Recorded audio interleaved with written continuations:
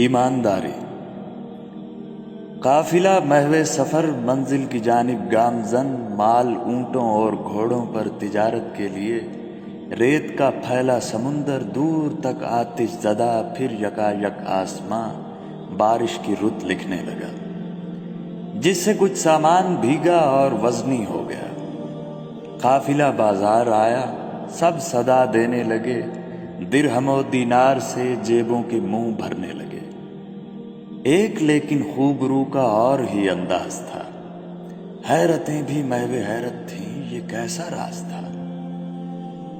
خشک سامان پوری قیمت اور بھیگا نصف پر۔ قیمتوں کے فرق پر سب نے کہا یہ کس لیے؟ نوجوان نے مسکرا کر یہ کہا کہ دیکھیے، خشک اور بھیگے ہوئے کا وزن تو یکساں نہیں، اس لیے ہو ایک قیمت، مجھ سے یہ ہوتا نہیں۔ یہ صدا دراصل تھی آواز ختم المرسلین، یہ صدا دراصل تھی آواز ختم المرسلین، جن کی امت میں یہ اسوہ حیف کہ دکھتا نہیں، جن کی امت میں یہ اسوہ حیف کہ دکھتا نہیں۔